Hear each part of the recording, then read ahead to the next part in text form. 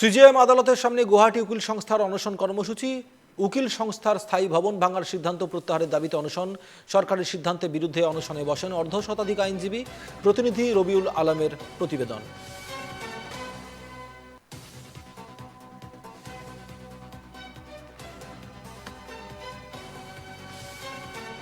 ব্ৰহ্মপুত্ৰ পাৰ সৌন্দৰ্য বৰ্ধনৰ নামত ৰাজ্য চৰকাৰে কেইবাটাও প্ৰকল্প হাতত লৈছে আৰু সেই প্ৰকল্পৰ অংশ হিচাপে গুৱাহাটীৰ যি চিজিএম আদালত, সেই চিজিএম আদালতৰ যি মূল যিটো ভৱন, সেই ভৱনটো ইতিমধ্যে ভাঙি পেলোৱাৰ এটা সিদ্ধান্ত লৈছে। আৰু যি সিদ্ধান্তক লৈ আচলতে অধিবক্তা সমাজ এই গোটেই সিদ্ধান্তটো মানি ল'ব পৰা নাই। অধিবক্তা সমাজ জাঙুৰ খাই উঠিছে আৰু সেই সিদ্ধান্তৰ বিৰোধিতাৰে আৰু আজিৰ দিনটোত গুৱাহাটী উকিল সন্থাই অনশনৰ কাৰ্যসূচী হাতত লৈছে। পুৱা 9 বজাৰ পৰা দিনৰ 2 বজালৈকে তেওঁলোকে অনশনস্থলীত তেওঁলোকে বহি আছে। প্ৰায় অৰ্ধশতাধিক যি অধিবক্তা, সেই অধিবক্তাসকল ইয়াত ইতিমধ্যে সমবেত হৈছে আৰু তেওঁলোকে অনশনৰ কাৰ্যসূচীত অংশগ্ৰহণ কৰিছে। মই পোনে পোনে জ্যেষ্ঠ অধিবক্তাসকলৰ পৰা মই প্ৰতিক্ৰিয়া লোৱাৰ যত্ন কৰিম। মই আপোনাৰ ওচৰলৈ আহিছোঁ।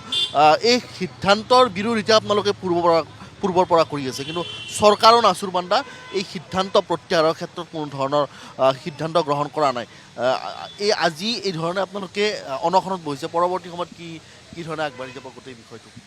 নহয় ছাৰ, পৰৱৰ্তী সময়ত কি কৰি এইটো সময়ত আমি আপোনালোকক জনাম। কিন্তু প্ৰথম কথাটো হ'ল, চৰকাৰে নদী পাৰটো সুন্দৰ কৰাৰ কাৰণে এখন উকিল সমাজে য'ত বহি পেলাই সমাজৰ কাৰণে কাম কৰি আছে, ন্যায় প্ৰতিষ্ঠাৰ কাৰণে কাম কৰি আছে, সেই ভৱনটো ভাঙি আমাক ৰাস্তাত পেলাই দিব বা এটা সৰু চুকত থৈ দিব, সেইটো বেছি ডাঙৰ নে আমি ন্যায় দিয়াটো বেছি ডাঙৰ?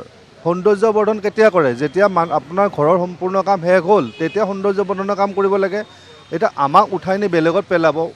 আৰু চবতকৈ ডাঙৰ কথা, আমাক কোনো এতিয়ালৈ ফৰ্মেল ন'টিছ দিয়া নাই। তেওঁলোকে ভাবিছে যে এমাহ 2 মাহৰ ন'টিছ দিম, তাৰপিছত আমাক ভাঙি পেলাম। আমাৰ যিটো গোচৰ চলি আছে গুৱাহাটী উচ্চ ন্যায়ালয়ত, সেই গোচৰটিতহে আমি শুনানি কালত গম পাইছোঁ যে এইটো ভাঙিব ওলাইছে। গতিকে চৰকাৰৰ যদি ইমান সৎ সাহস আছে, আমাক আগতীয়াকৈ কওক যে আপোনালোকৰ বিল্ডিংটো ভাঙিম, অমুক কৰিম, তমুক কৰিম। সেইবিলাক কাম কিন্তু তেওঁলোকে নকৰে। তেওঁলোকে মনে মনে চব কাম কৰিব, মনে মনে চিজিএম কোৰ্ট নিব, ৰাতি 2টা বজাত 3টা বজাত চিজিএম কোৰ্ট ইয়াৰ পৰা লৈ যাব, মনে মনে আমাৰ বিল্ডিং ভঙাৰ ষড়যন্ত্ৰ কৰি আছে। গোটেই ষড়যন্ত্ৰ আমি উমান পাইছোঁ। উমান পাই পেলাই আমি অনশনৰ কাৰ্যসূচী লৈছোঁ। আৰু চৰকাৰৰ এই সিদ্ধান্ত শীঘ্ৰেই প্ৰত্যাহাৰৰ দাবী জনাইছে।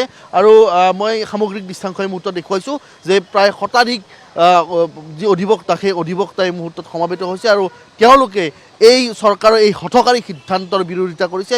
শীঘ্ৰেই এই সিদ্ধান্ত প্ৰত্যাহাৰৰ দাবী জনাইছে আৰু পৰৱৰ্তী সময়তো হয়তো উকিল সন্থাই যদি এই ধৰণৰ যি সিদ্ধান্ত, এই সিদ্ধান্ত যদি প্ৰত্যাহাৰ নকৰে, তেতিয়াহ'লে পৰৱৰ্তী সময়তো তেওঁলোকে হয়তো বিভিন্ন ধৰণৰ কাৰ্যসূচীৰে তেওঁলোকৰ প্ৰতিবাদ সাব্যস্ত কৰি যাব। নামত ৰাজ্য চৰকাৰে